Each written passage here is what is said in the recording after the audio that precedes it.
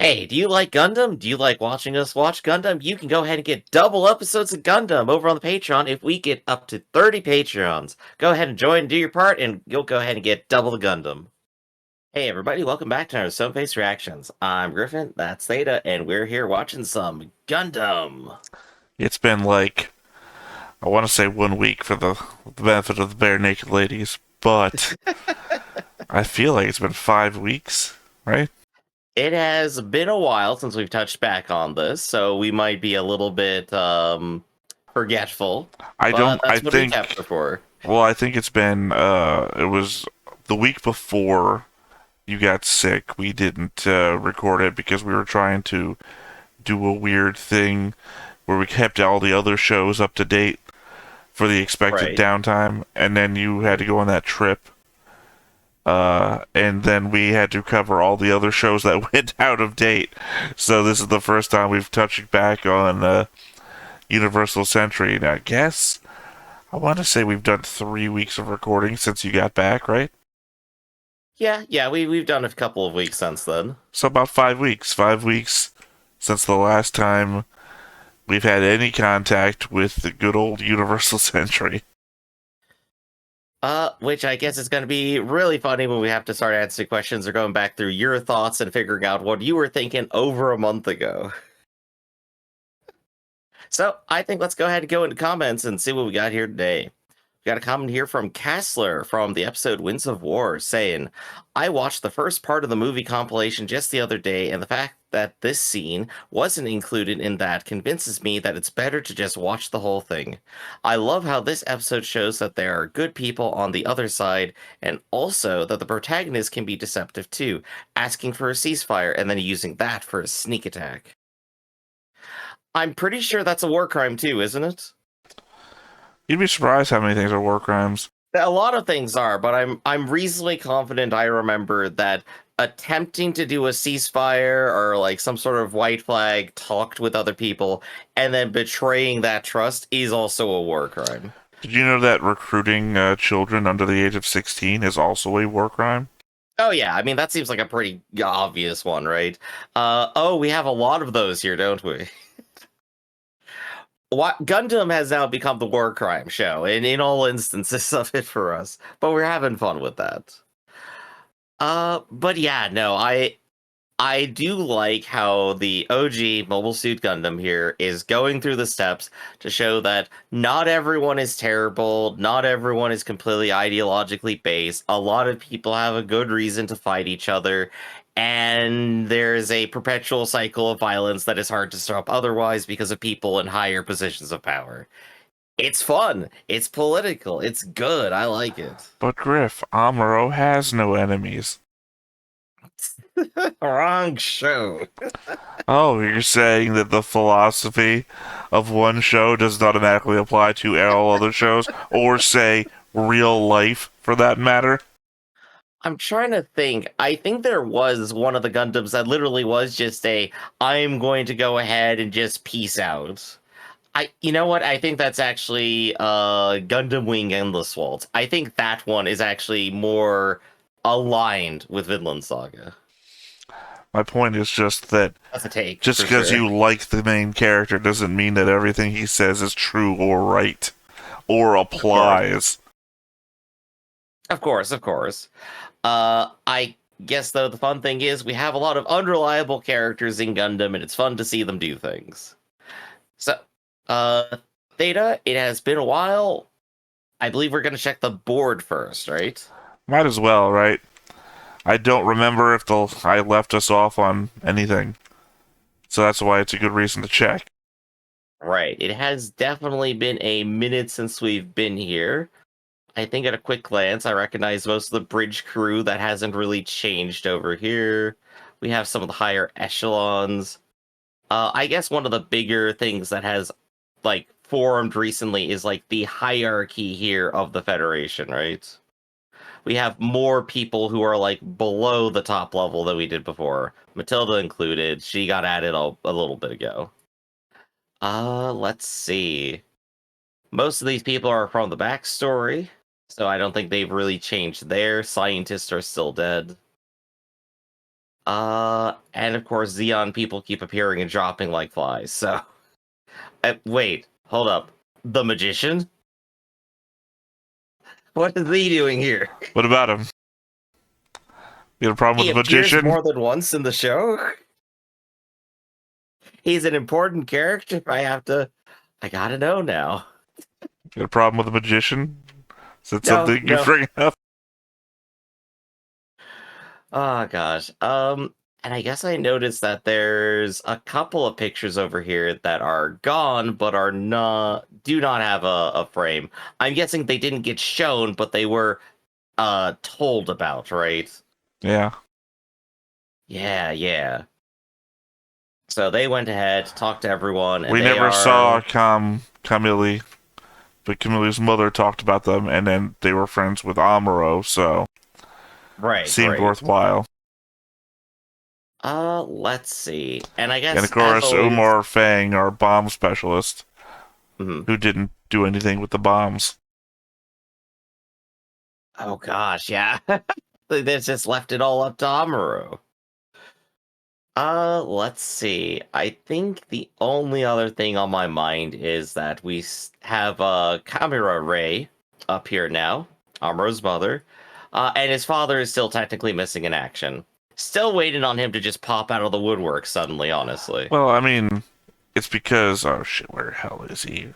Ryu. What happened to Tem happened to Ryu, and Ryu came back. So, who's to Yeah, we know? haven't gotten a confirmation at all, right? We haven't seen an explicit shot of he is definitely dead. We just saw him in a suit going into space, which, as you said, eminently survivable. So, I don't think there's any other big changes to the board right now, not like over a month out that I can spot. So, Theta, how about we go over to your thoughts and see what you were thinking so long ago? Sayla says something odd at the start of the episode, coming home. When she's sunbathing on the beach, she comments that having the sunlight all from one place seems so artificial. Now, she could just be maintaining her fake identity, but we know Artesia. She was a little girl on Side 3 and spent most of her formative years in Spain. She, of all people, knows what it's like not to live on a side. Gosh, that's a good point. Either A, she is definitely trying to lie her ass off to protect her identity, which at this point is something she's been doing her entire life. Or B, she's been out in space for so long since being on Earth that she now is remembering what sunlight is like. I'm more And it's implying very. that it doesn't make a lot of sense because it's like doing that thing. It's like, Mhm. oh, I sure do love wearing clothes, my fellow humans. You know, because she's not saying it for a reason. It's apropos of nothing. She's just bringing it up herself. It's the author trying to trick us. That's all it's trying to do. For what it's worth, the Federation soldiers squatting in Amuro's house seemed no better than the Federation soldiers that used to hang out in Clamp's bar on Side 3. I mean, these guys were more drunk than those guys, but both were into music and willing to get into a fight over real stupid shit. Hell, those drunk assholes see a kid calling out for his mom in an abandoned house and proceed to make fun of him and suggest that she died running away. I guess we have a type to typecast them into. I mean, the non-drunk guys outside throw a coin to force a fruit seller who's begging them not to steal from her to pick it up off the ground. I think there is a type of character, and I don't know how real the character necessarily is, but I would call it soldier idling without orders. And this is very soldiers idling without orders type behavior. It is they go immediately to start relaxing, start breaking rules, using their force to do whatever they want. And of course, just if they have to talk to people, they have that boys club language like you were saying, immediately implying like, oh, Armoro's not a man, and he's his mother ran away, things like that. I expect those things from that character archetype. Not sure how true to real life that is. Well, I see it more in narrative than I anywhere. didn't say Amuro's not a man. You threw that into my mouth for some reason. Maybe I did. I guess like I'm reading a lot into their behavior, I guess. And two, they're not soldiers idling, they're soldiers abandoned. Remember. I thought they were basically hanging out at that base. Like they actually were holding territory. There's a base nearish by, but they're like the soldiers guarding this town. And they claim, or somebody else claims on their behalf, that they've been abandoned by the rest of the Federation. I figure that's more a political claim than a direct claim. I don't know how a political claim even gets to be said in this position. I feel like if it's very clearly said, like, materially, they have been abandoned by the Federation. And we know that's probably true for how many resupplies White Base gets when it's out here. Which is to say, none. Right. In all, I would say increasingly complex, then. Do you think Amuro went with Tem to Side 7 because they thought they'd be safer there? We know from the future that their hometown was getting bombed and raided by Zeon forces, but then Tem also knew he was bringing Amuro to a secret Federation base, and then not even supervising him. Is there something off about Amuro's mom that she didn't think she could handle him alone? I guess I'm just a bit confused as to why Tem got custody when he's such an absent parent, and despite what Amuro says during the episode, it's clear that his mom loves him. The flashback to them leaving painted Tem as a bit uncaring, but they didn't even fight about the decision. I guess I just wish that our first view of Amuro in Origin hadn't been at the spaceport, but maybe some Watchmen-style hallway / half-closed door shot with Amuro overhearing his parents arguing in a bedroom about custody rights. Oh gosh, that would be horribly depressing right there. I guess as far as it goes, Tem definitely has engineer energy and would definitely be the type of person to say, yeah, my place of work is way safer than a place that could possibly be a war zone. There's no way my workplace would ever come under danger. Hashtag note, not all engineers. Right. No, but it's very oblivious engineer supporting systems of violence kind of energy. You know what I mean? It's like it could never happen to him. Hashtag again, not all engineers. I think we're finding something out about Griffin here that none of us all realized before, that Griffin is a real thing against engineers. Okay. He's got real engineer energy, and by that, Griff means bad. All right. So when I say engineer energy here, I am saying that most people in STEM fields are focused directly on the work they are doing and not necessarily on its consequences or their place in the systems around them. They are doing their specific job and, just shrugging their shoulders at whatever they happen to create. Someone has to make a missile, and then they don't necessarily go, well, this is definitely going to be used on other people, right? So, again, according to Griff, all engineers have God complexes and no morals or consciousnesses. No, I'm saying the way people in STEM are trained, that's how they want them to be. That is an intentional, systemic thing. I don't want you to be upset by this, Griff, but as a reminder, Griff's opinions do not necessarily convey the opinions of stone-based reactions or all people on screen. Still, I could definitely still see, like, on a lighter note than, like, arguing over custody rights, Amuro's mother still going, all right, maybe it is better if he is not on Earth, the place that is at a place that is going to be in between two people who are fighting.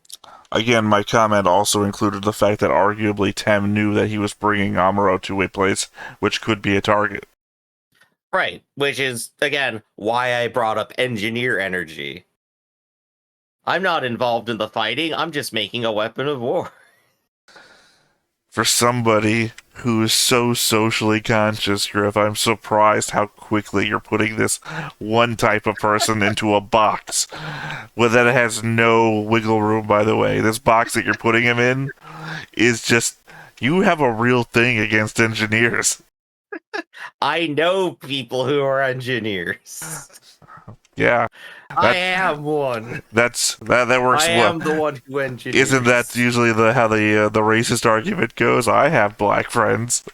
I know engineers.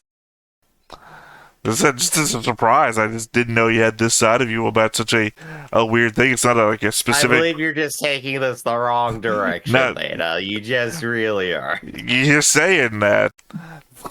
You're the one who keeps saying negative things, weirdly, about a career. Not even like a group of people or religion. Not the normal stuff.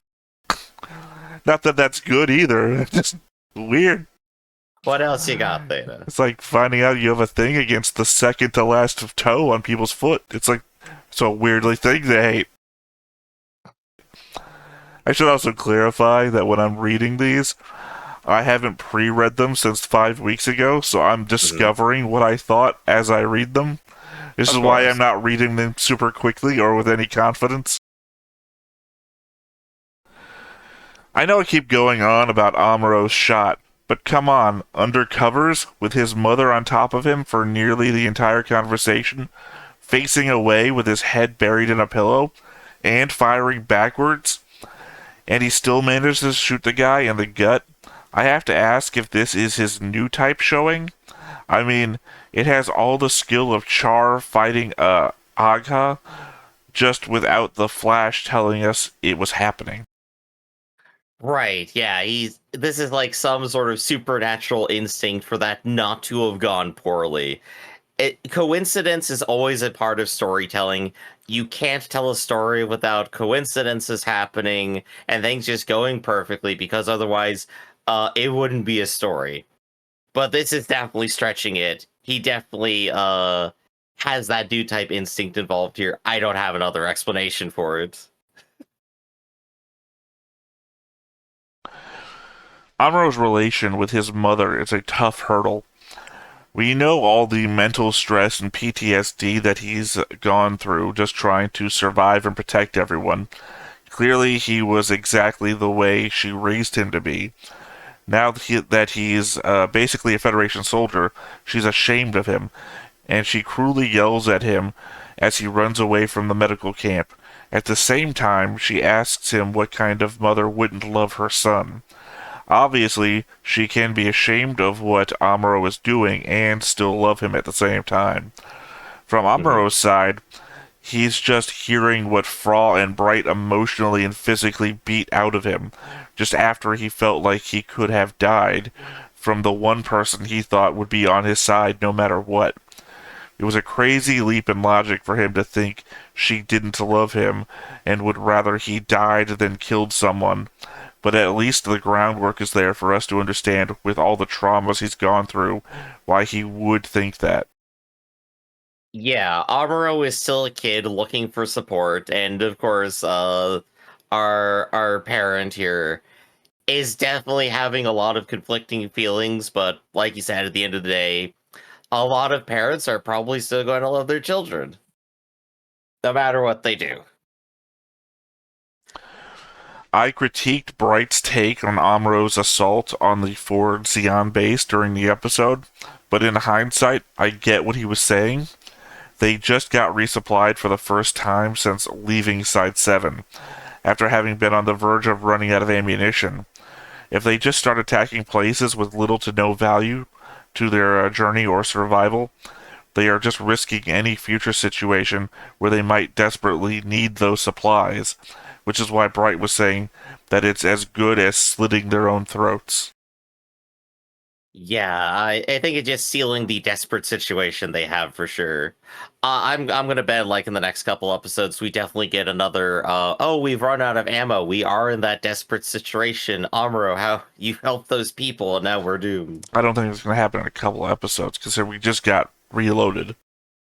That's true. I guess it just depends on the pace of things. Speaking of Bright, I feel like when he walked out to talk to Amuro and his mom, that was where we got awkward good guy Bright. The same guy who flounders about trying to talk to Sayla. He tells Amuro's mom how much they depend on him and how good a job he's done.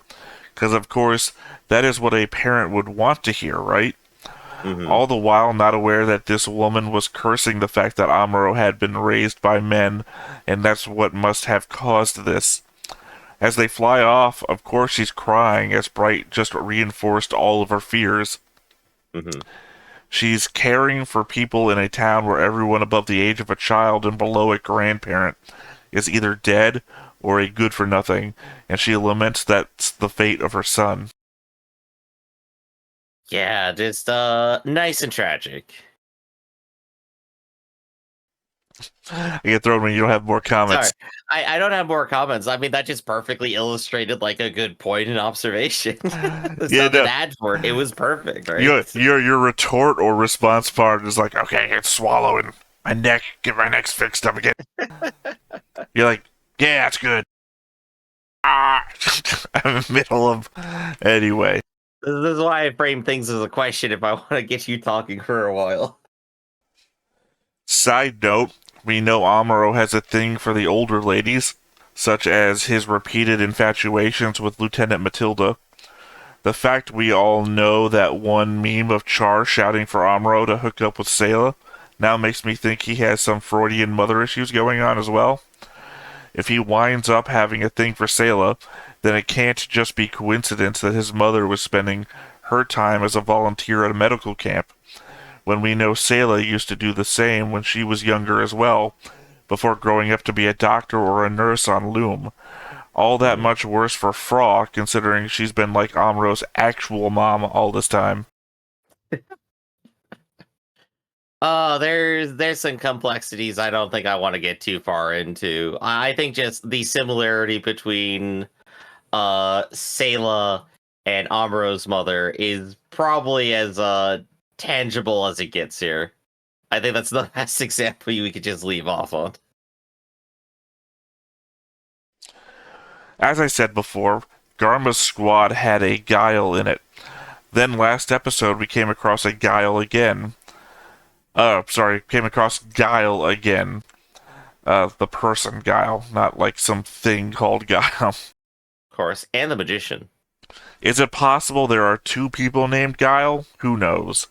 Until proven otherwise, I'm just going to assume it's the same guy, and that he survived to get transferred.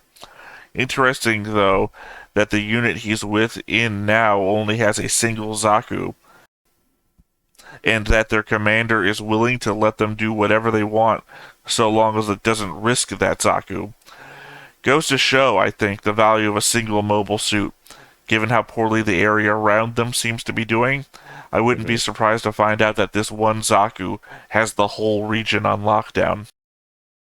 Yeah, given the scaling of mobile suit to space battleship, yeah, that seems pretty accurate. As far as Guile goes, I think I'd probably lean on conservation of character names. How often in any story do two characters share the same name? So my instinct is it's the same Guile. Lieutenant Matilda mentioned that there is a big offensive being planned in Europe, which I'm making a note of only due to the fact that the world map we'd seen before shows that the Federation controls Europe. So that must be most of the Federation, where most of the... So that must be where most of the Federation forces are, getting ready to launch a strike elsewhere. Despite... I don't know what's wrong with me today. Besides which, she says the White Base is on a data collection mission at the moment. No doubt the Gundam's learning computer being used as a test bed for other such future computers. I'm surprised they don't arrive with a bunch of pro data to feed the Gundam to update it every time they show up. Just make Amuro slightly better through patches. Yeah, I guess something in my mind that is here is always the question: how much is it Armoro? How much is it the computer? And the fact that we won't ever really know, will we? Not Well, in this series. we could. We could. All we would need is somebody else to get into Gundam. I guess so. Yeah, we gotta see what happens if like Sayla gets in the Gundam. I'm still waiting for that. Actually, I want to see it. I want it to happen. At the time, I was quite confused about Bright and Matilda's conversation regarding Bright's rank. They Mhm. go back and forth coyly saying ensign at him, and that Revel was confirming it. At the time, I had thought Bright was already an ensign as an entry-level officer. I forgot that Bright was actually a cadet, and the implication here is that they are fast-tracking him through the program, implying as well that he was an officer cadet. Okay. I mean, I guess it makes sense for the fact that he assumed basically captainship of White Base here, right? Though I guess that's just the theme of Gundam that I've seen a whole bunch and I just like have stopped questioning, which is the people who are way too low rank to be in charge kind of deal. That obviously it's always the situation demands it and there's no one better, but it's still funny. Matilda also says that if it weren't for Revel, that they had been executed a long time ago, sort of mirroring the talk down we get for Kira and Seed already. That seems as highly ridiculous here as it did there. Kind of how, like, Lieutenant Reed kept throwing around court-martial threats. The fact that Zeon couldn't take them out, and Zeon is the ever-present threat to them. The Federation can barely keep them supplied, let alone run out a force to take them into custody.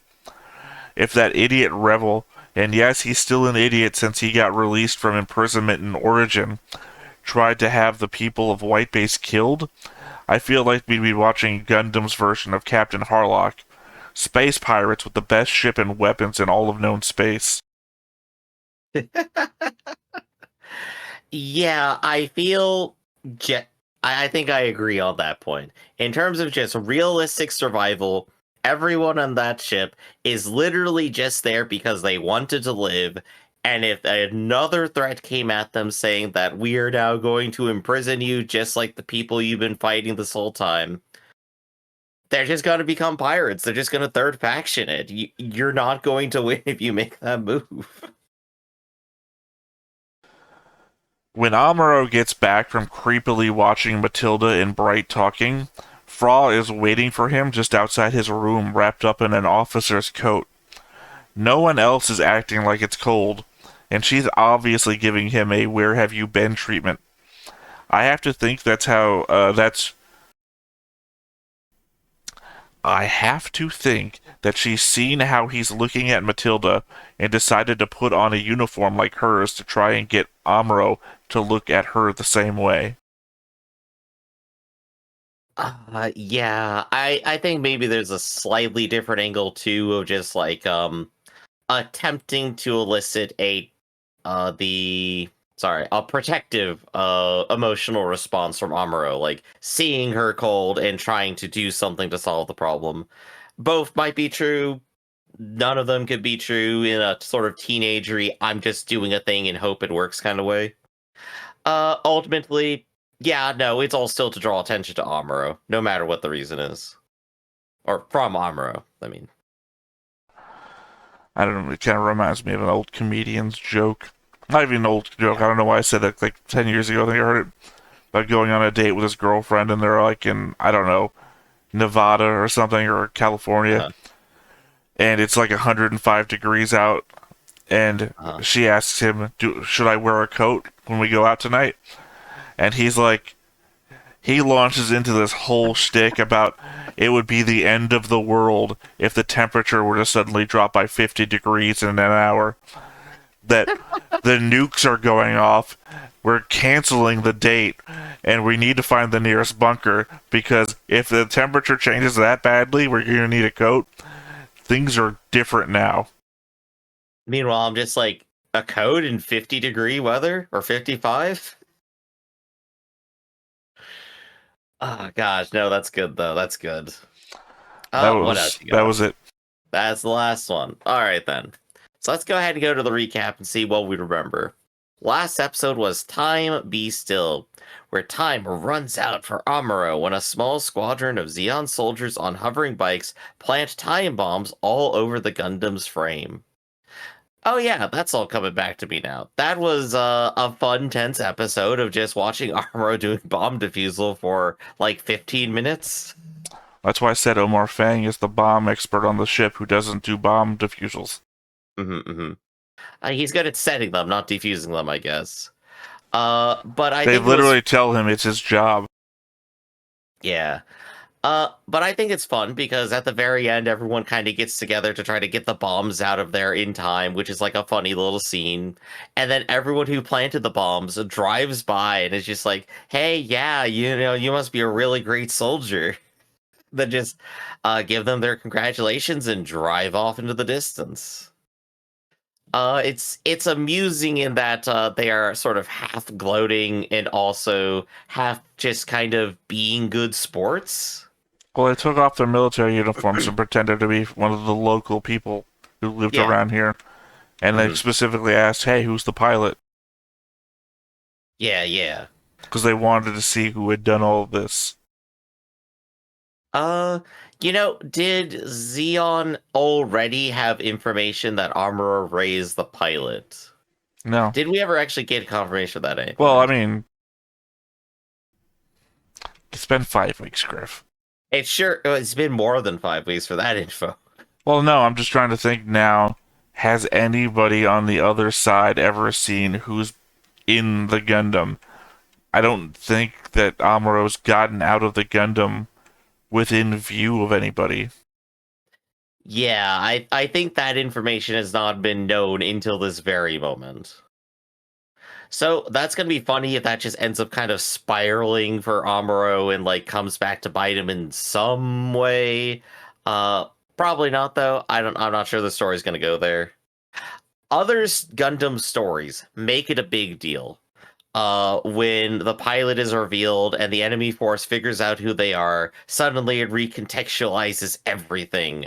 Or like in the case like Gundam Wing, it's like, oh, now we know who these guys are. We know like which colonies they're from and things like I, that. I, Here, it's it's not gonna not, it's happen. not going to play out that way.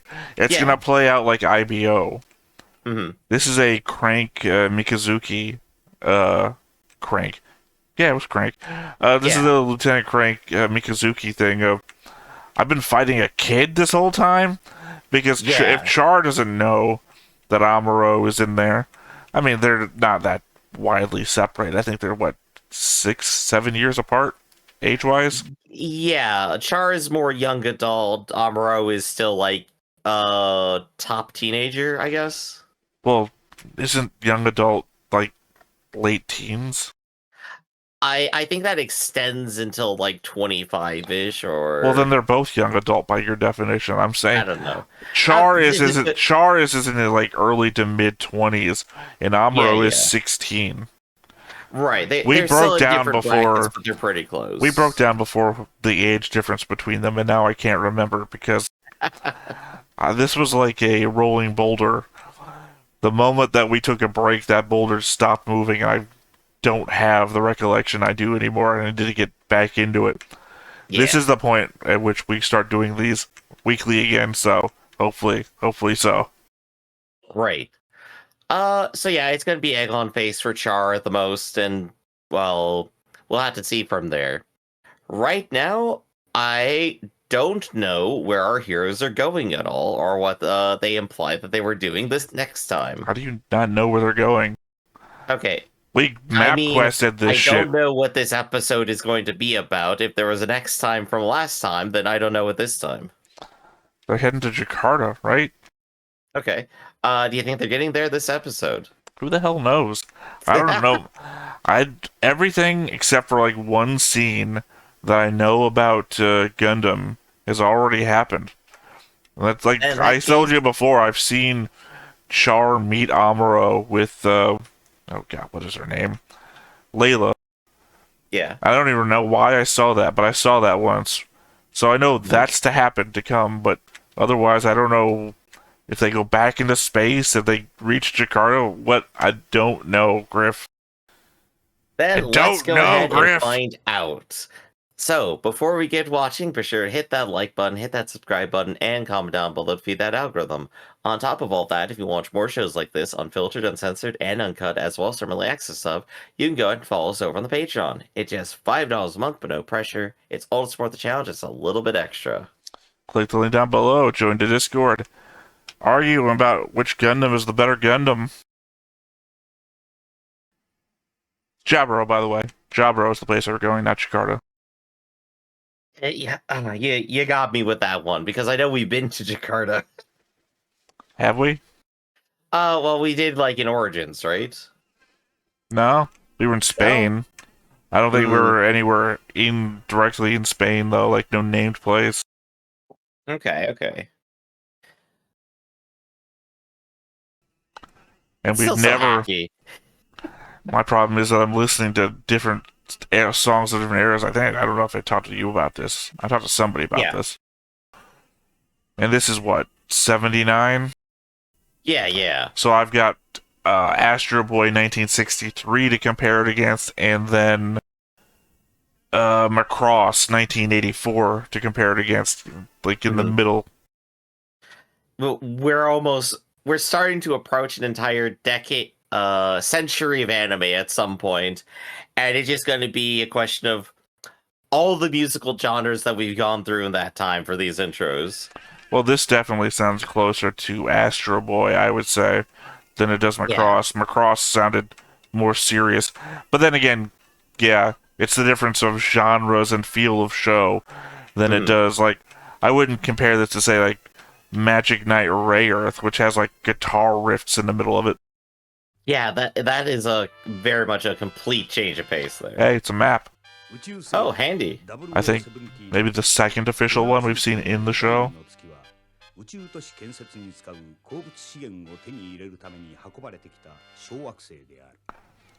Yeah, we went there. 7番目の宇宙都市サイド7が建設され始めて2年目、ジオン公国と地球連邦軍の戦争が始まった。この大戦で4つの宇宙都市の群れが消滅し、わずかサイド6のいくつかの宇宙都市が残るのみである。Xeon ain't doing too hot then. I'm gonna guess that's Earth Ifish was one of not Earth Ifish, Island Ifish was one of those. そこの総帥ギレンザビは叫ぶ。地球連邦の軟弱。Zeta thirsts for the strength of its people. Take your sorrow and turn it into anger. Oh yeah, I should have mentioned this is the episode that Gundam would wish you to forget existed. Oh boy, we're in for a treat today then. No, they removed it from everything. Literally. Well, I guess I would say it's hard to find, but this wasn't really hard to find at all. So it's just there. If you buy any Gundam material, this will not be in it. This is the bad Korean animated one that felt so off-brand that the creator of the show removed it.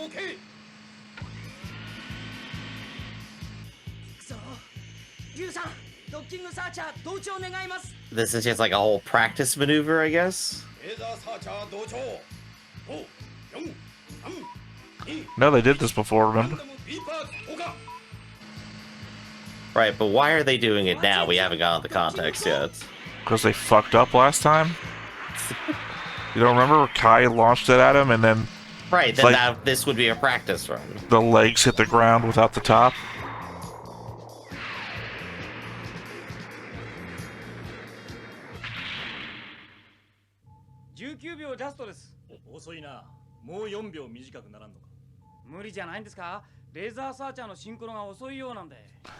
I appreciate he's trying to round it to a number. Yeah. Get it done in 15 seconds.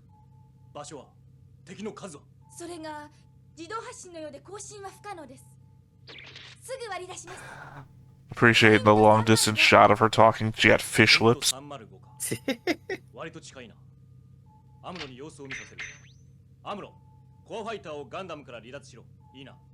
アムロはコアファイターでポイント305へパトロールを頼む。了解。リュウさん、ガンダムパーツ外します。引き取ってください。了解。あまり見たくないシーンだがな。そうですか。 So are we both running? Or why was the aircraft moving with... 行きます。 Or was that the camera shot? This might be like the first instance of maybe something's a little funky. ガンダムのコンタ姿見たくもないな。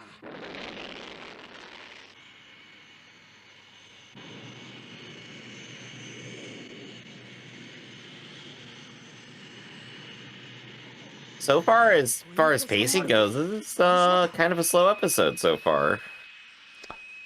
It's been a couple of minutes, Griff. I know, I need action now. As far as pacing goes, these first 5 minutes of the episode have been pretty slow. Even though 2 to 3 minutes of that was the intro, if you think about it. I need Chainsaw Man. I need a man with a chainsaw to start cutting everything up now.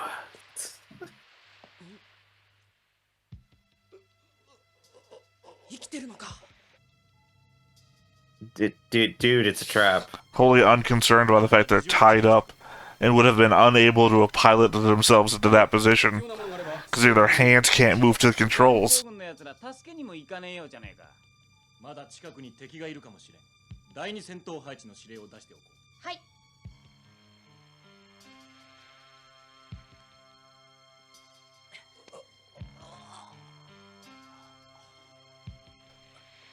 He's just as injured as the captain was. Oh, right, the other guy. To be fair, I said that right before as he died, which means he exactly was as injured as the captain was.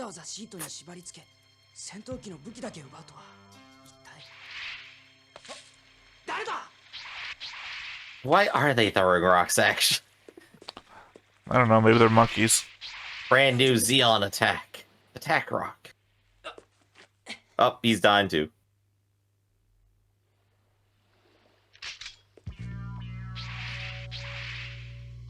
Amro's about to, like, kill a kid or something.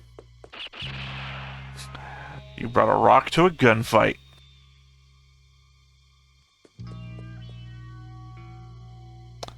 So you gambled kid, I gambled monkeys.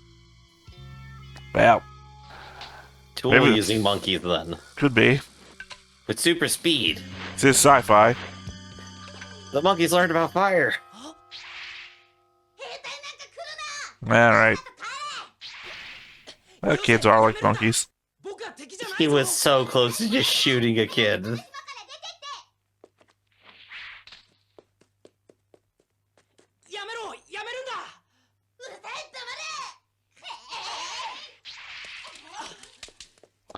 The plot armor of kids.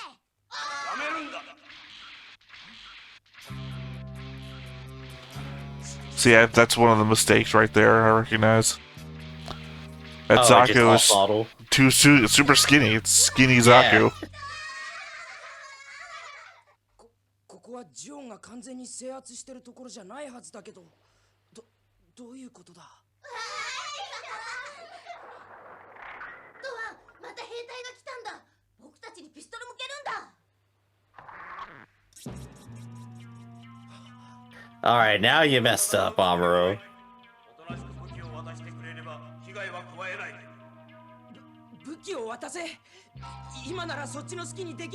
No one's ever concerned by the fact that, hey, none of your kids are dead. If I was really pointing a gun at them, don't you think I would have killed them?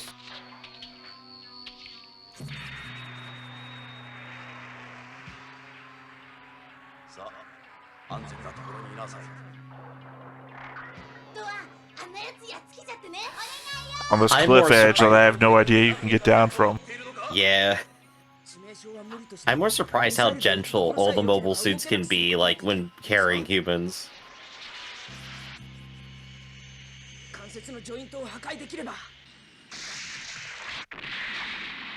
Oh, that's right, he can move, I forgot. You see, this is what being skinny gets him. He can move really fast.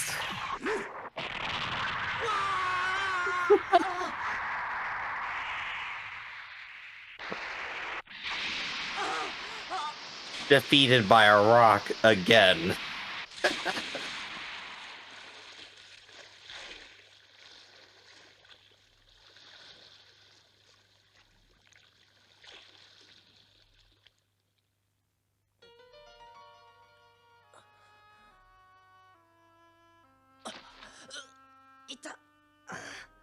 What they do to my butt?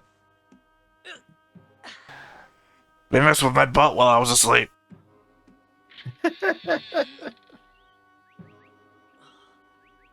You know, they tied up the last guys. Well, they also seem to have beaten them to death. Well, given how Amuro was acting, he was about to get beaten to death too. No, I mean, they got beaten to death, or they died of their wounds.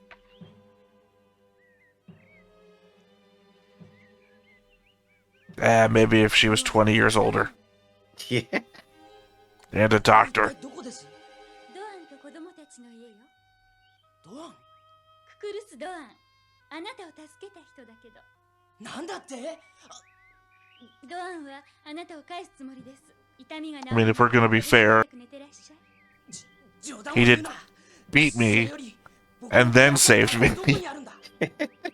ドアンの見立て通りね。 I guess the proper term would be spared ドアンは then. 先に子供たちといるわ。あ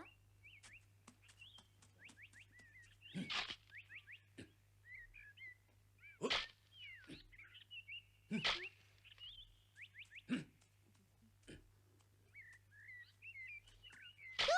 つよ。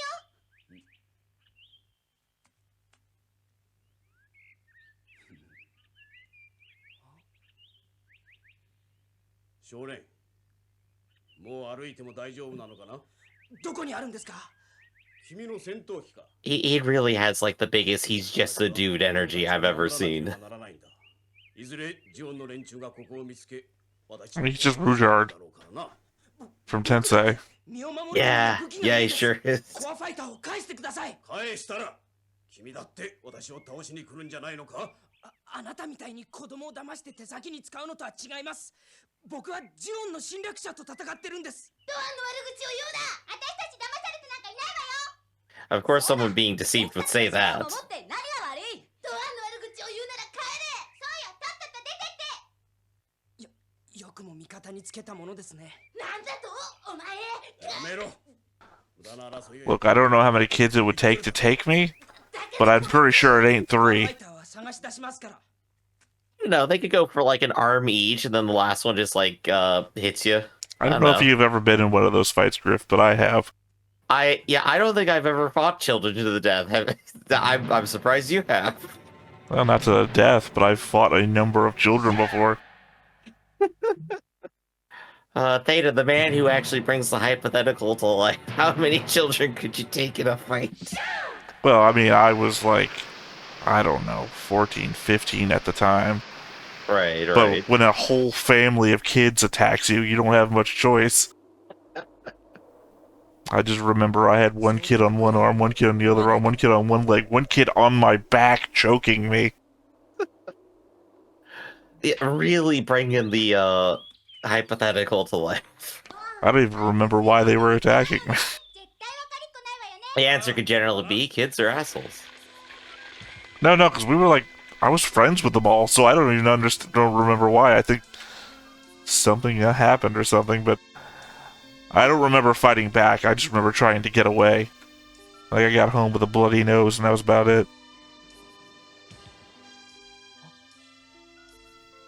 I'm just saying, that was my limit. I know how many kids as a 14 or 15-year-old me could take. あなたにはあの夕日の美しさもわからないみたいね。戦いに美しさなど必要ないよ。気を許せば負けるんだ。ドアンはね。 The guard really seems to be up here, lounging on the beach, staring at the sun. 上手なようだね、ドアンって。 You basically given free reign to do whatever you want to come out here and lounge in the sun, man.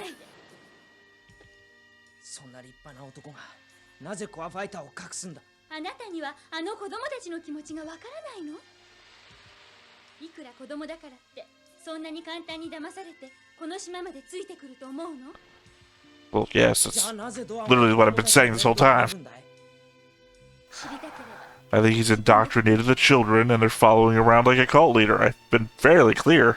ドアンはあなたを見込んで Also, your hair is the same color as my underwear. ところが取れたらいい兵士になれるって。 See?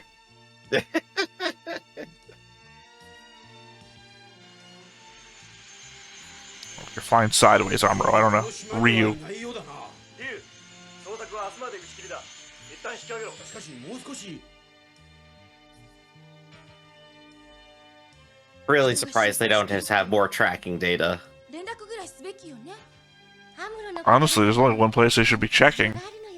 The island at 305. It's the only island around. The one that still has basically burning wreckage of another fighter. I appreciate in 2 sentences I talked over her the most conversation that one character's had so far. And it really just was, oh, it's gonna be fine. Well, we've barely ever heard Miri talk.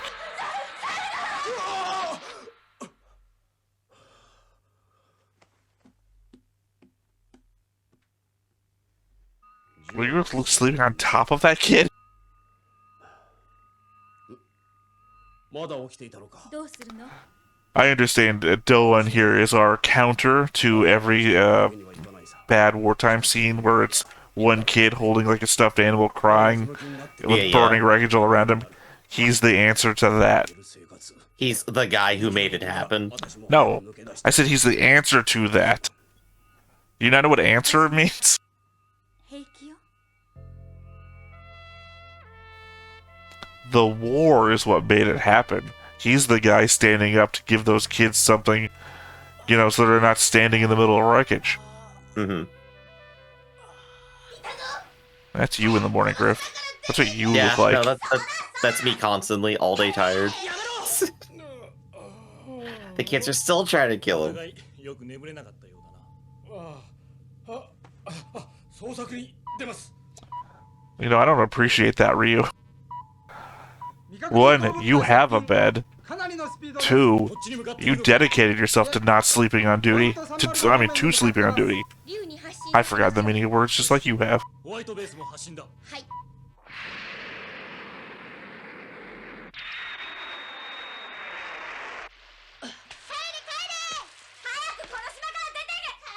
I want to clarify a confusing statement here. If you think we're just talking over the whole episode, go to the Patreon and you can watch it. We're not talking over it all there. We can see what's going on when we're talking.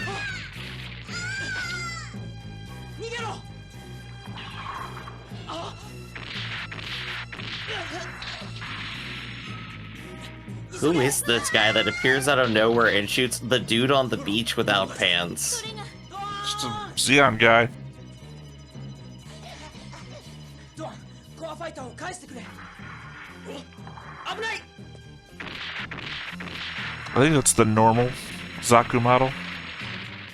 Yeah, it looks more on model. By which I mean the art model and not the actual fucking model of Zaku.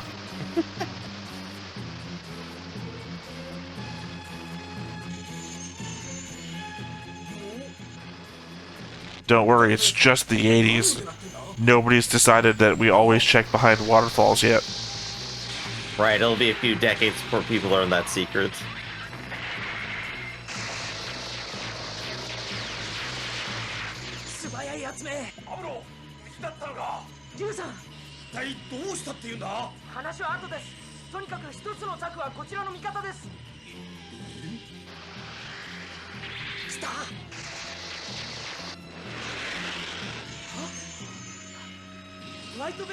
Yeah, that's right. We have 2 core fighters that look exactly the same. And we have 2 Zakus that look exactly the same. But which one is the real one? 着艦して乾燥だ。オムルへ。乾燥準備急げ。 Why Umar? He's the bomb expert. He's got more than one skill he doesn't use.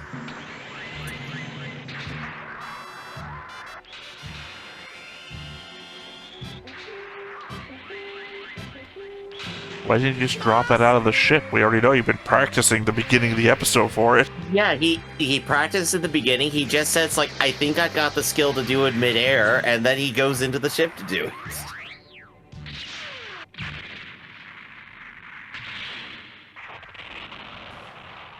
That was my best friend Hot Dog. このザクだけです。待て、こいつは俺に任せろ。しかしあなたには大した武器が。Did you miss the part where I fired guns out of the waterfall? しかし Mobile suit martial arts. We already saw him kick him. やめろ。しかし私は子供たちが見ている限り戦い続ける。 Oh. He's like a wrestler of the era. オムロ、一体どうなってんだ？さあそれが僕にも教えてやる、少年たち。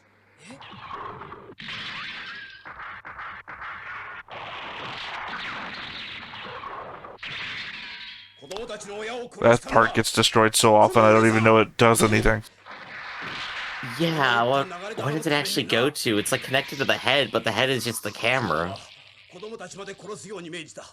だが俺にはできなかった。俺は子供たちを連れて逃げた。俺の命に変えてもこの子供たちを殺させはしない。ドアン。 Smile for that? I mean, what was weird? He just figured it out, and he couldn't figure it out across like 2 days.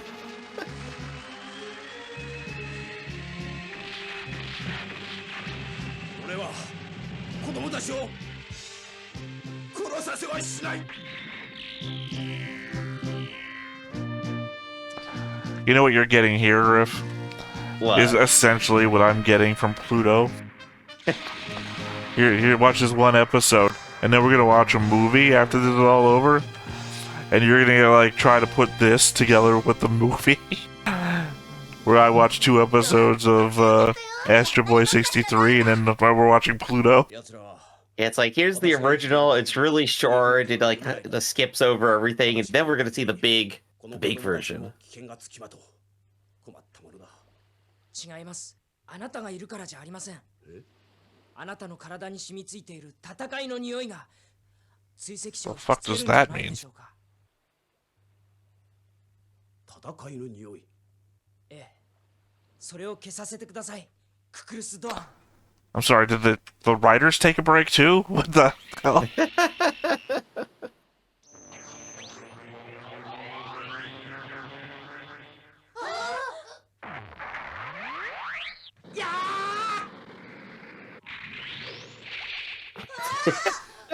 Cool, you do remember the other Zaku came and tried to kill you without seeing that first Zaku, right? So, now you're defenseless. Thumbs up. Give us a thumbs up. You know, Zaku thumbs up going under the water. It'll be back. あのお兄ちゃんを怒っちゃいけない。どうしてさ、ドアンのを沈めちゃったのよ。あのお兄ちゃんのやったことはとてもいいことなんだよ。 Yeah, surely they're not going to send another Zaku to try and find out what happened to the one that just got destroyed. Not caring about your sunken Zaku. Their house did just blow up. It just makes no logical sense. You've destroyed our only means of protecting ourselves, assuming that they're not going to come to the island again, even though that they just lost an airplane and a Zaku. Yeah, there's 2 Zakus they could salvage there pretty easily. 砂漠の中に出現するギャロップとグフ。シャアの消息を知りたいセイラは命令 Let's cut your foot off. 出撃をする。その無謀な戦いにはガンダムを危機に落とす。 Sayla charges in the battle, hell yeah. 機動戦士ガンダム次回セイラ出撃。君は生き延びることができるか。 No, I wasn't talking about salvaging. I meant that they lost 2 military units. Of course they're going to send somebody to investigate, and when they get there, you're not going to be able to defend yourself because some idiot kid threw your only means of defense into the ocean for some reason. Because of some scent of battle.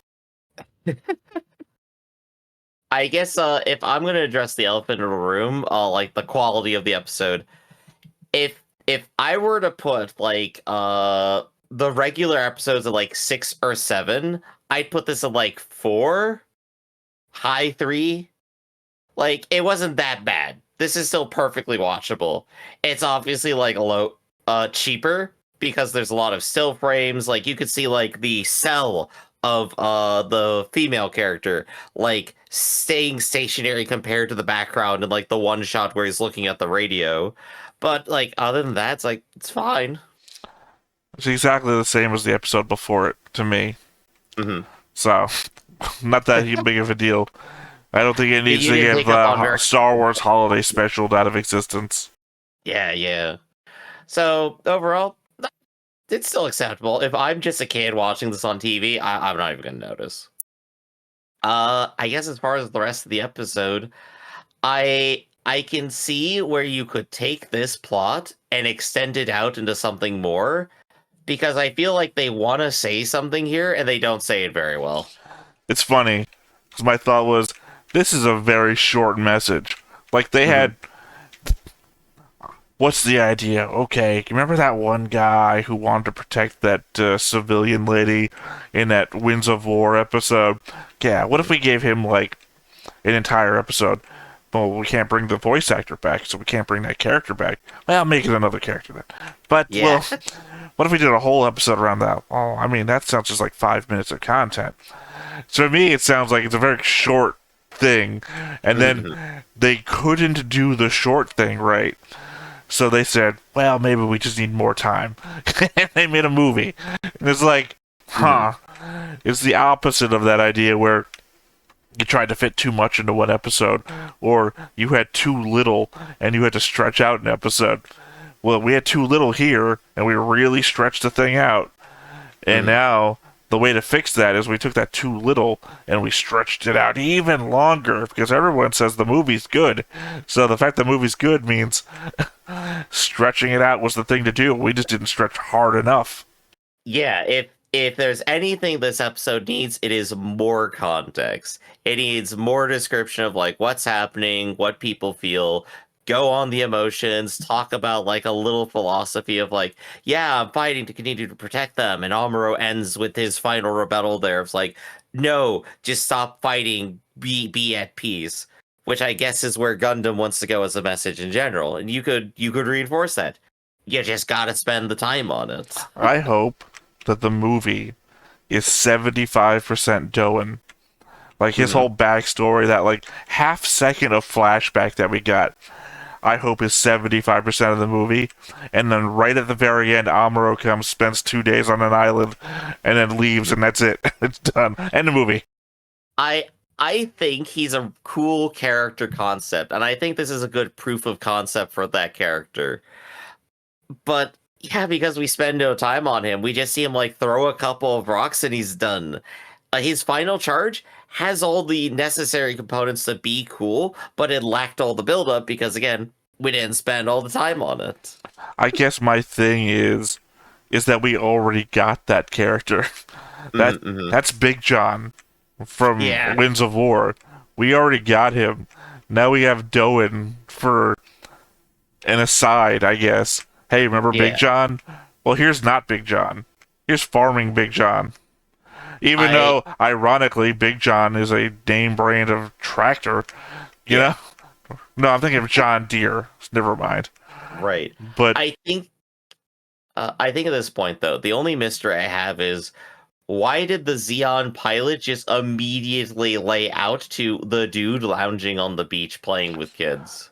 Because of what Doan said. What did Doan say? That he was ordered to kill the kids.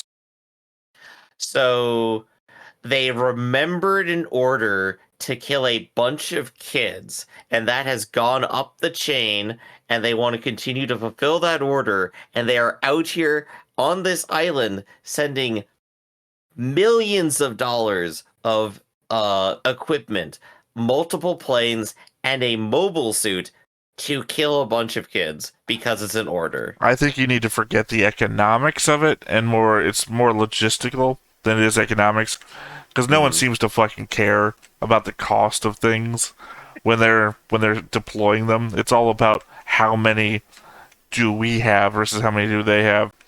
And yeah, I don't even know it's gone up the chain. We don't know who Doan was attached to.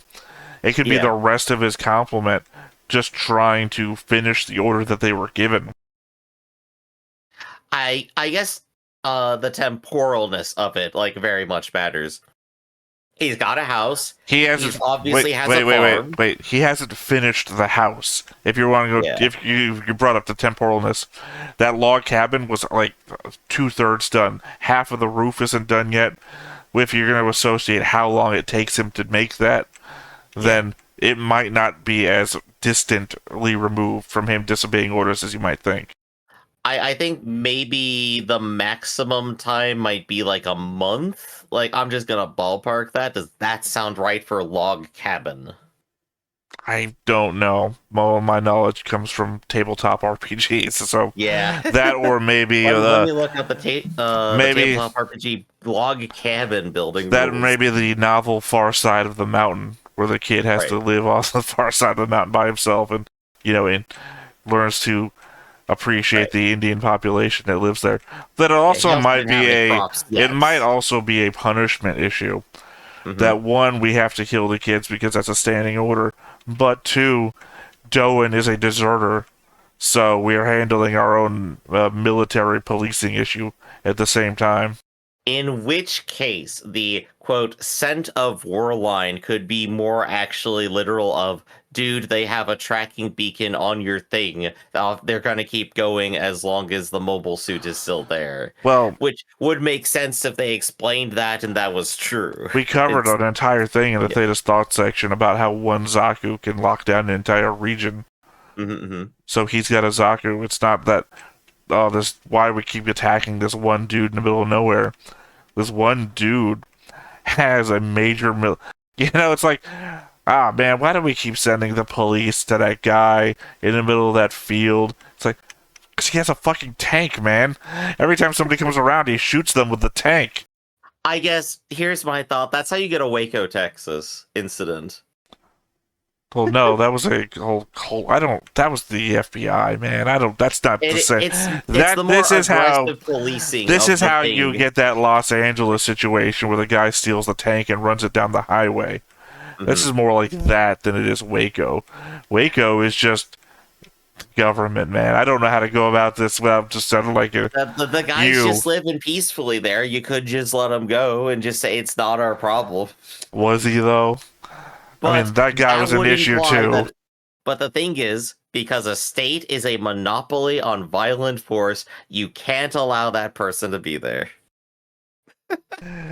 If I don't hear the weird anarchist statements, I can at least get away with saying I never heard them to begin with. Sorry. That's my full concluding thoughts. Yeah, no, I'm perfectly saying exactly what you want, but I'm just gonna say, if I didn't hear them, I don't have to say that the channel stands for it.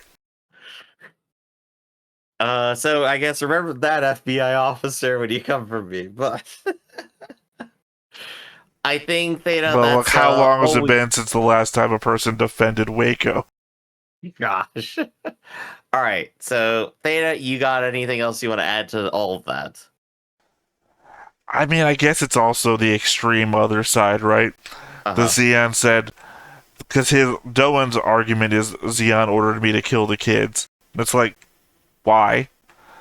Nobody asks why they ordered you to do it. Do the kids know something?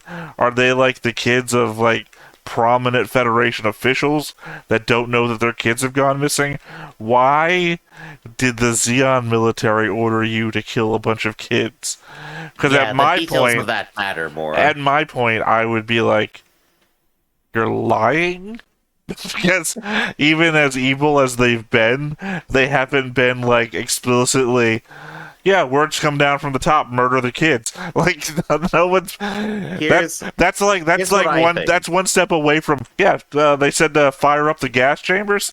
Like you know, they were like one step away. No one's been that blatantly evil yet. Here's what I think. I think his commanding officer, the next person up the chain, just said to do it. And that's it. Sorry, I realized I said I fire up the gas chambers, and then I realized, wait, we did that. Island Ifish got gas chambered and then used it's a self-propelled nuke. Then I realized, wait, we have been exactly that evil. We literally watched a bunch of kids die on screen in our gas chamber episode or that episode of Origin. So, but still, nobody directly told anybody. I don't know. It's hard to now walk back that statement, having seen, what was it, Triple G gas being used on a population, and then not think that somebody may have actually given an order, yeah, kill those kids. I'm remembering a clip from a movie. It's basically Germans on the Soviet front, World War II. A soldier, is like thinking about his conscience, like what they're doing. He goes to his commanding officer. He's like, "Sir, no one said we would be like killing civilians out here. We can't keep doing this." And his commanding officer just grins and goes like, "What did you think we were out here to do?" And I feel that's exactly the scenario he ended up in. That happens in so many movies, though. I remember that happens in Glory. That happened in God, what was that? Who's the main guy in Braveheart? Braveheart? No, I've never seen the actor. movie. The actor. I can see his face in my head. I see it too. Mel Gibson. The Mel Gibson movie about the War for Independence.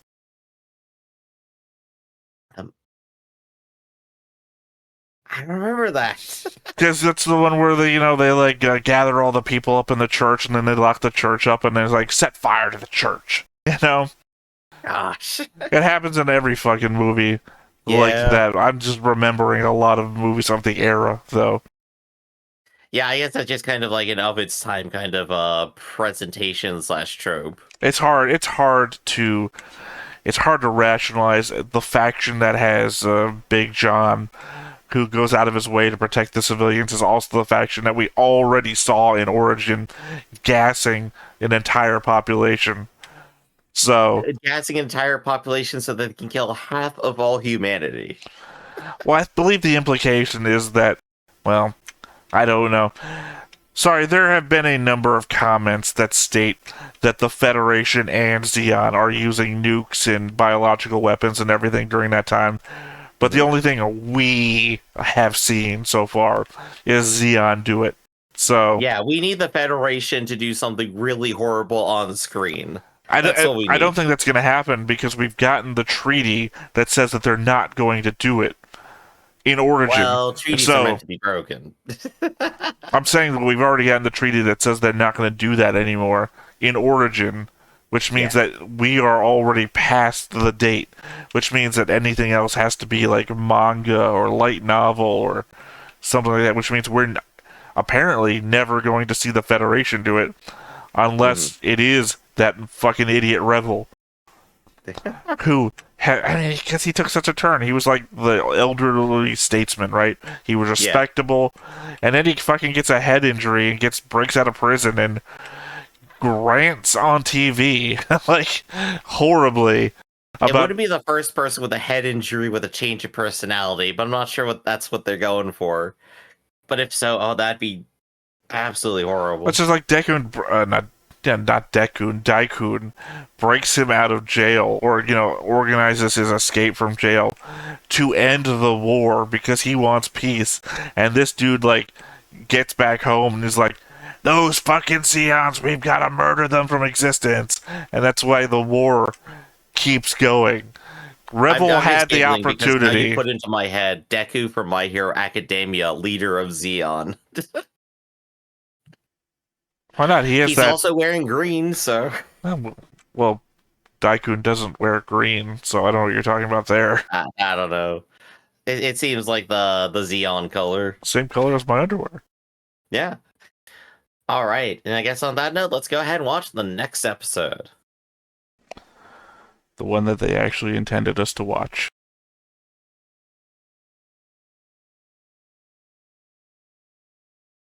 So, I guess I would probably call the previous episode a bottle episode. So now we got to be back on the main plot, right? Why is it a bottle episode? I guess the way I would define a bottle episode is as an individual story that does not necessarily interact with the larger story that is occurring. You can put the story into a bottle, effectively. I don't think that works. Only because I'm a contrarian and argumentative by nature.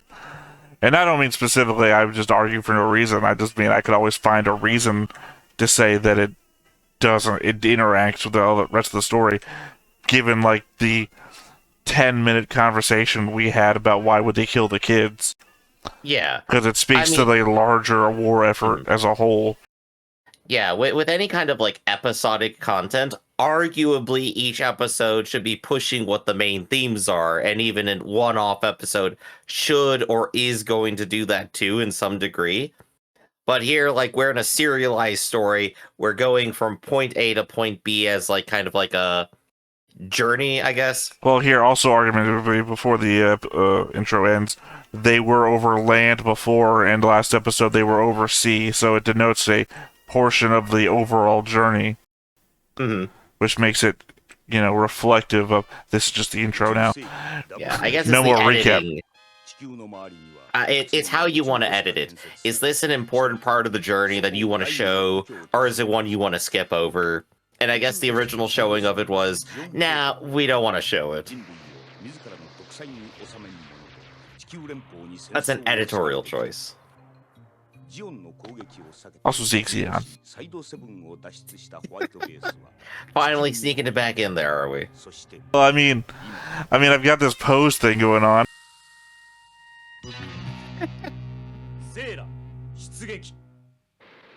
Here we go. The episode I've been waiting for. Sayla gets into the Gundam. Or at least that's a right. mobile thing. There's the one thing that Griff won't shut up about. It's Sayla's Agony. I love characters in Agony. I watched Made in Abyss. Especially engineers.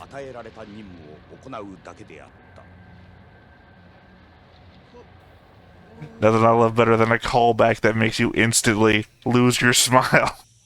I got no response on that. But that horror was breathing. No, remember they're like elastic.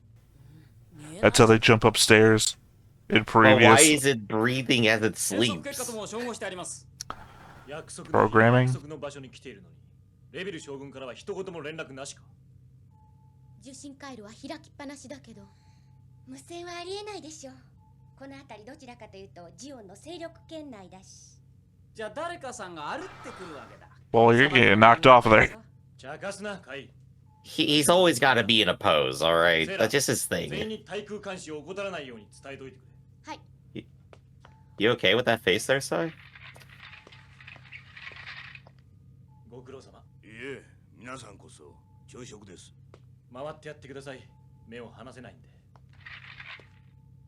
What is that supposed to be? 塩がなくなりますが、手に入りませんか？塩？塩か？はい。10時の方向、動くものがあります。オフロードクルーザー。I don't know. スクリーンで確認してください。Remember, this is a Japanese show. It could be anything. Breakfast hamburger, I guess. I don't know. Again, it's a Japanese show. It could be anything. Although it does seem to have lettuce coming out of it, so I don't know. Increasingly confusing breakfast.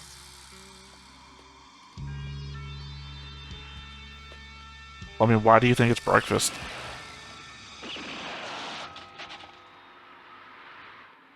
Well, they said it was.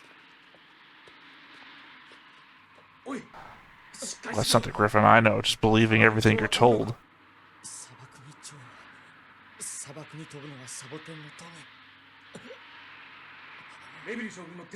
It's the secret code. サンマルが応急手当てをしてはくれたけど。私がホワイトベースの責任者のブライト・ノアです。オデッサでは5日後の予定です。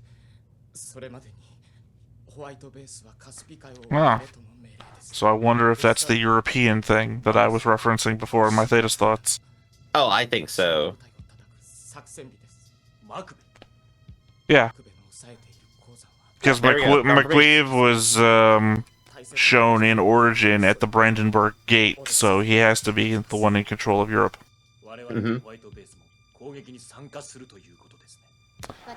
Now, saying that before some smartass in the comments says, yeah, but Odessa is in Europe too, so that would have been obvious.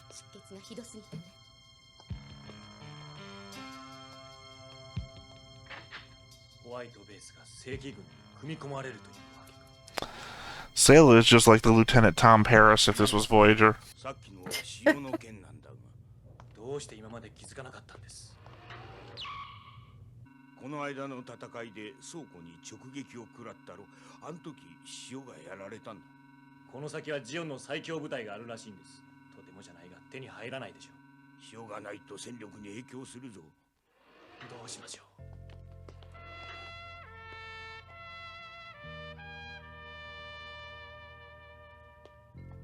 アムロ、まだ済まないの？ずっとすまないよ。 I just have to remember the fact that we are, by the way, watching Gundam Seed, where they're in the desert. Now here in OG Gundam in the desert. Right back to where we started. No, my point being is, who's Amuro about to cuck? そうさ。食べてね。ああ。アムロ、終わらないのか？もうちょっとです。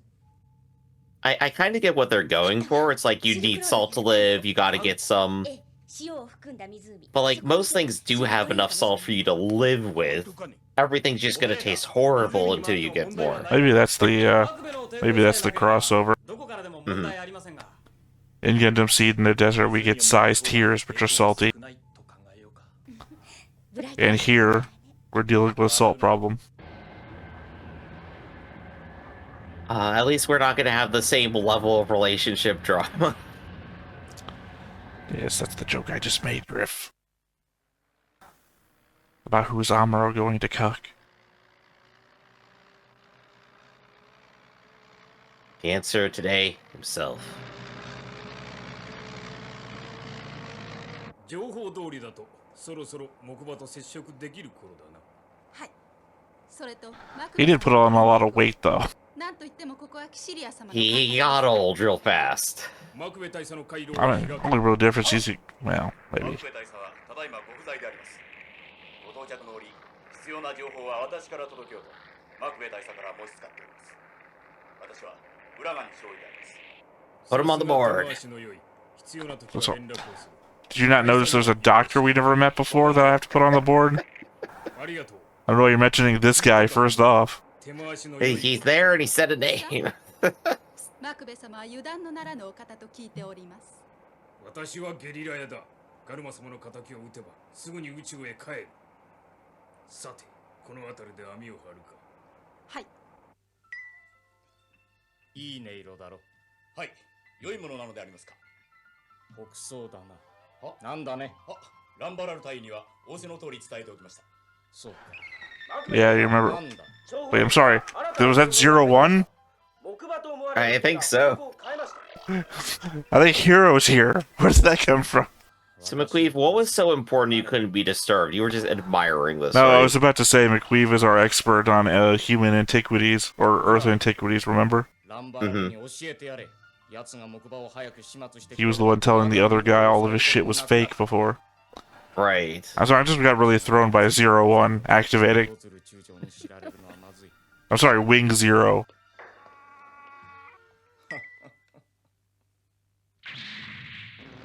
He just spends all of his time flicking it.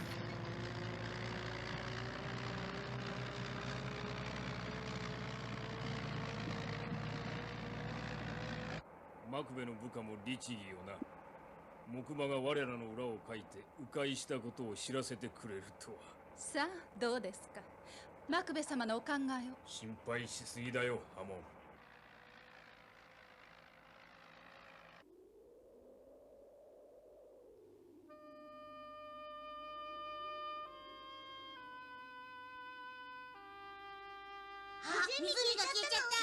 確かに湖か何かあった後らしいけど。 You'll figure that one of the most important people this episode was going to be the chef.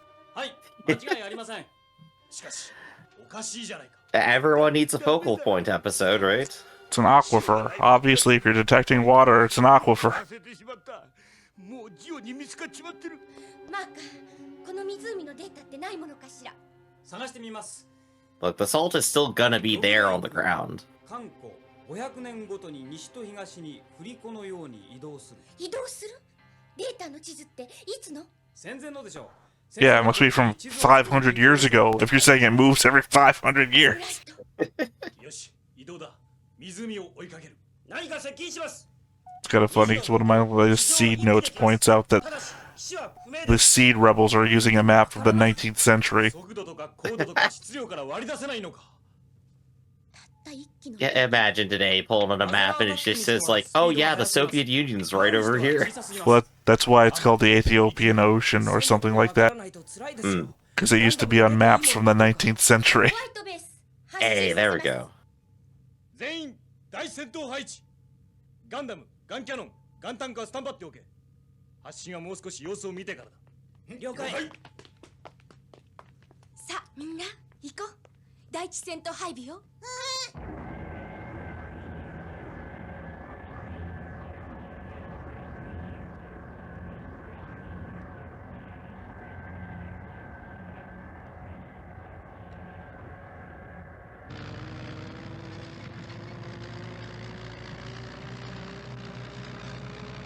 ランバラル、アコース、コズンの展開は終わりましたか？ Hey, it's our resident bartender. 敵に対して我がギャロップが側面から攻撃をかけ、ラル様以下2機のザクでこれを殲滅 I し can't ます。 remember who was actually serving at the bar. That guy. It really is? Oh my gosh. I'm not being... Right, you're right. You're right. It took a bit for her to fully connect like that was him. 匿名だって。違うのかい？そんな命令あるもんか。セイラさん、降りてください。 Shares the name with your most favorite animation studio.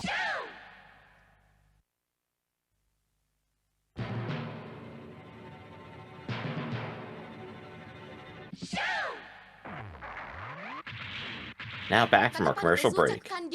発進します。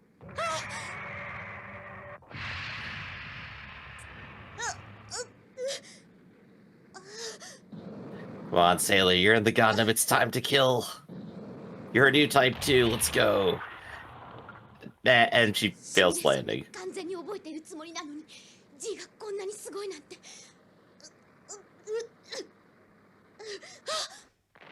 I guess she really isn't throwing up, though. She's close, I guess. 左舷、応戦しろ。ビーム砲を急げ。ガンキャノン、ガンタンかガンダムを援護しろ。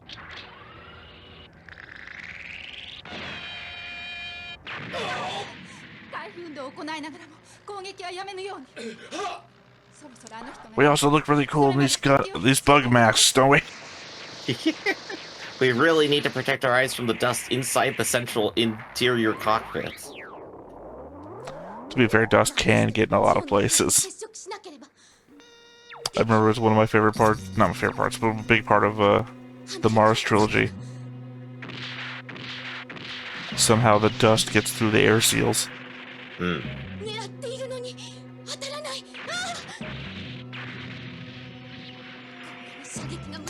I don't think you're aiming properly, you're like looking outside the goggles. Gosh, this is like the same excuse for like why you always take the mask off a character. We gotta see their face when they're on screen, right?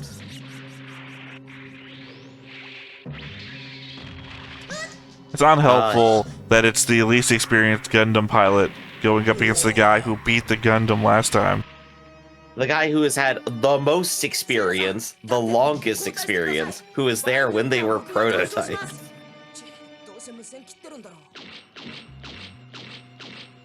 長距離援護用のモビルスーツか。手強そうだが。行け！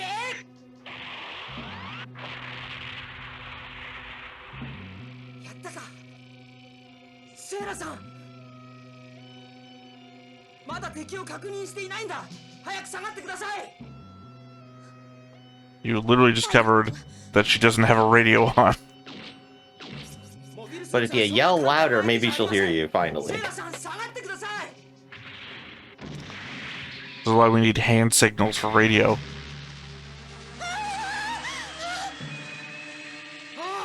Is that actually the most damage we've seen to the Gundam so far? 長く一緒になってくれなければこのモビルスーツのグフトでやられていたわ。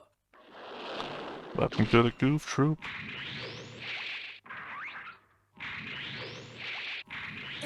Yeah, just whip it. Whip it good.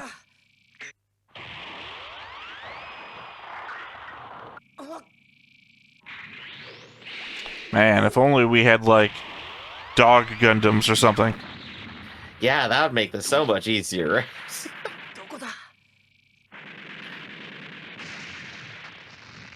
Wait, that's just the position it's supposed to actually be in? I thought Sai was just terrible with this. No, Sai is in a different show. Sorry, our resident sardonic leaner. Who is he again? You mean Kai? Kai. No, Kai does that all the time. That's how you're supposed to use it.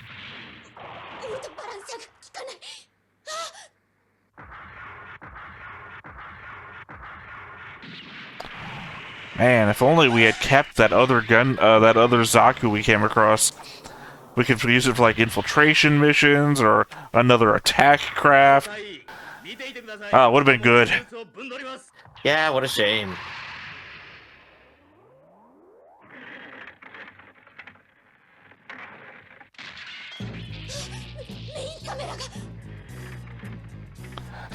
Tickle, tickle, tickle.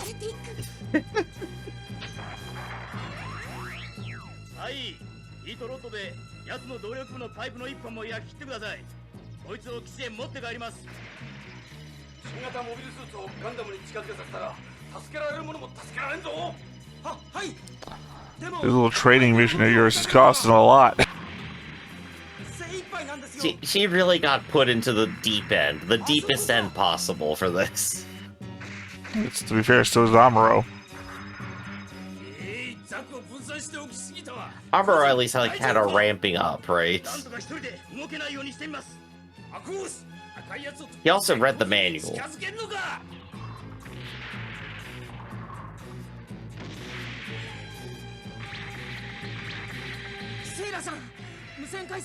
That's a crazy grenade, honestly.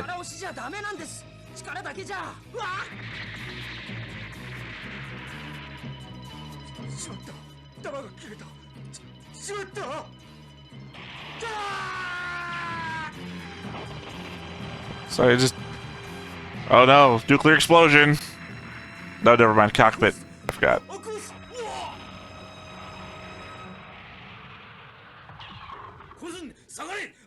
It is funny to think... you can just take the Gundam apart. I got part of its hip. Sir, I can't leave without getting a got your nose.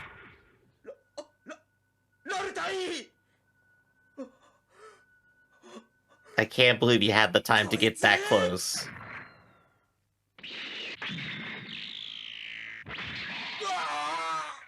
And that's what's really inside the thing.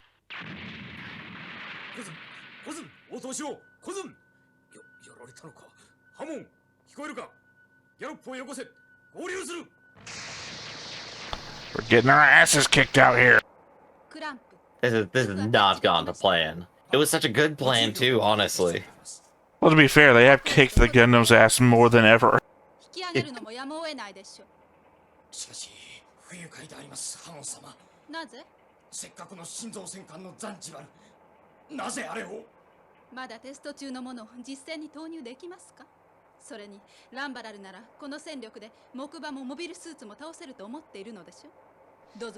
So another hint of something new.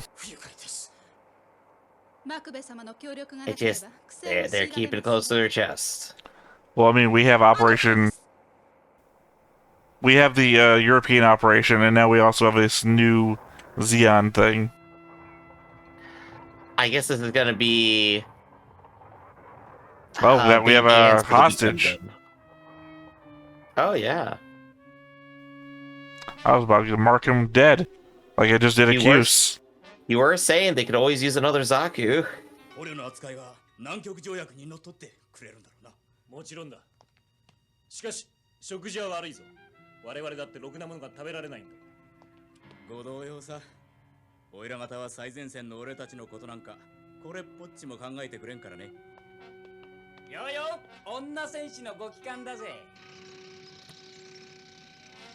To be fair, she did a bad job.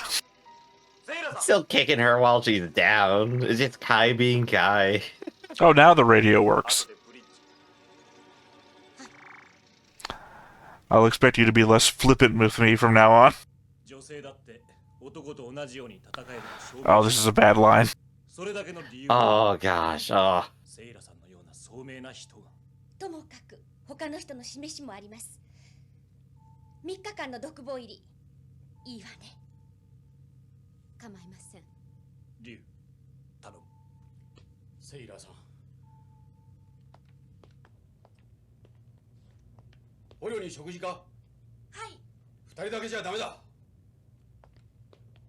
私がやりましょう、フラウボ。すみません。 We gotta put you in your own cell. We don't matter.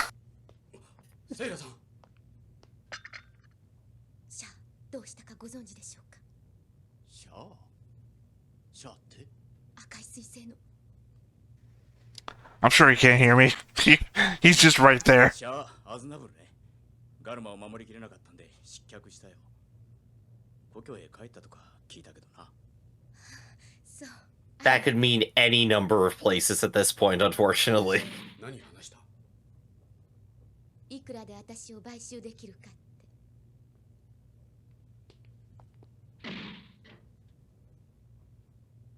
3日間ですから辛抱して。 So this guy is going to break out and take her with him? 用があったらいつでも呼んでください。 That would be kind of funny. It seems like the plan that she seems to... Well, that's the cover for what's happening. I mean, it feels like what's being set up. 兄さん、シャアは兄さんだわ。間違いない。 That's for you in the audience. よかった。 Who's watching this in release order? あった、湖だ。ほう、こんなに移動しとったのか。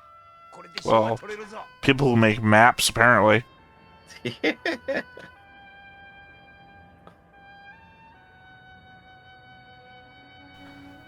Look, I'm still reeling from the death of Lucifer, so...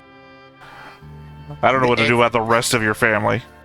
It's been a few months there. Gotta get over it eventually.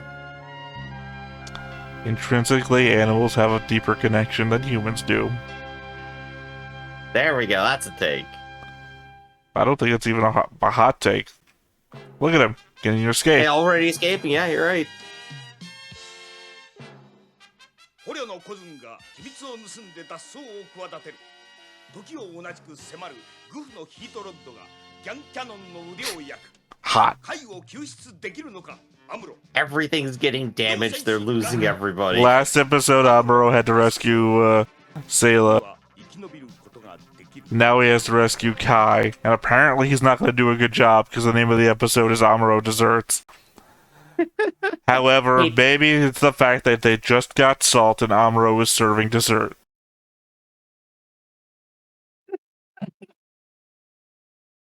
I can't take that seriously, I just can't. It's not Amuro Desserts, it's Amuro's dessert. Ah, gosh. But this was a fun episode. It was definitely Yeah, sure, very... unless you're like all in on women empowerment, then this was a horrible episode. So really, however you want to take that, Griff, I see the floor to you, Griff. It is a fast-paced episode with a lot of fighting, and it was fun to have it happen. Maybe the Gundam just wasn't engineered for a woman. Here. So wait, take it away, Griff. Ray sexist then too? I guess that explains what happened with the family. Well, everyone just remember that Griff knows engineers.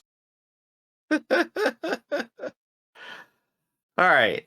Do you have any extra commentary to add on to the episode? Extra? Here? We barely even talked about it. We barely talked about it when it was happening. What are your thoughts then, Theta? Remind me again why Sayla was in the Gundam. They said it's like, oh, to prove that women can do it too. When it happened, I don't remember an excuse for it. I just remember Sayla rushed out there to it first. That's what I was remembering too. I guess we only have the back explanation then. Well, to the commenters, we all know that I watch every episode twice, so I'll have picked up why it happened by our next recording. So, at least give me next recording before you talk about how we didn't pay attention. So, I think it must have been like a single line. We blinked and we missed it. I for one, do not like this approach of let's prove that women can pilot Gundams as well as men, and then instantly have Sayla fail, because that is not a good look. Also, it goes right back to Amuro's women have no place in war lines. Gosh, yeah. And then Amuro himself said Sayla can probably pilot the Gundam, and then in the same episode said, I can't ask Sayla about war. This is a man's thing. Well, he said she's a woman, but it's the same implication. It is, again, also the most damage the Gundam has ever received. So I found it just before the commercial break.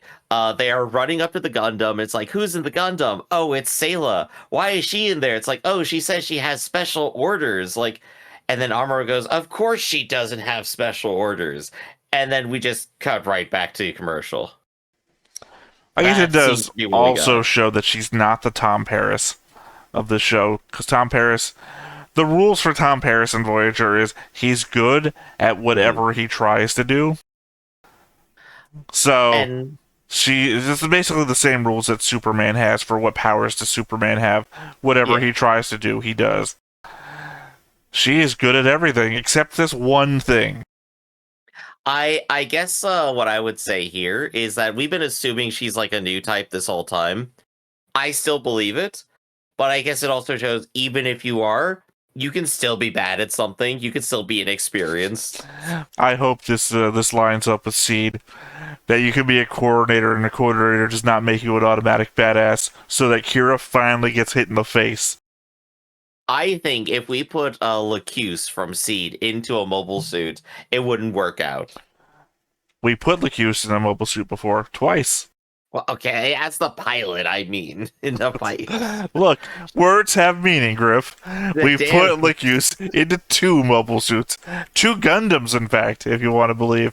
Lacuse has been in more Gundams than Amuro has. More than Sayla has. Well, Sayla's been in the 1 just now. I just mean, Lacuse has been in more. I can't think of any more pilots. Yeah. I think Lacuse has maybe been in as many Gundams as Hero. Still, at least as far as how the fight go, it was an absolute brawl. Like, every single side got damaged. Everybody is unhappy with the results. This is, like, as Pyrrhic of a fight as it can be for anybody. Yeah. Can anyone say it was a victory? Kuzan got more melee in than Doan did. Kuzan was ripping apart a Gundam with his Zaku's bare hands. Doan got like a couple of kicks. And Doan was the one talking about... Doan was talking about like martial arts and a Zaku. Again, Kuzan was like grappling and ripping it apart, like he took part of its hip off, busted the camera with a thumb. Kuzan is a better Zaku martial artist than Doan is, I say, having not watched the movie yet. There we go. Still, I think it does at least go to show the way that it's going. All of Ramble's crew are definitely elites.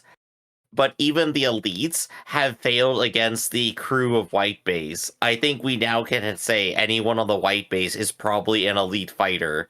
At least the people who regularly go out. The Sayla is not an elite pilot yet. Well, I mean, Acuse is dead, so... Yeah, well, fair. So I think that's all the thoughts I have for this moment, Theta. What do you have anything more? I think I've got to put it down to the Theta's thoughts of next time. Then in that case, we'll go ahead and wrap it up here for right now. This has been Stoneface Reactions, everybody. I'm Griffin, that's Theta, and we'll catch you next time. See you around. Hey everybody, thanks for watching another Stoneface Reactions. If you have an idea of another video we could go ahead and watch, go ahead and put it in the comments down below and we'll add it to the wheel. Be sure to like, comment, and subscribe, and let us know what you thought about this video and what parts you liked. And until then, we'll see you next time. Is this too goofy?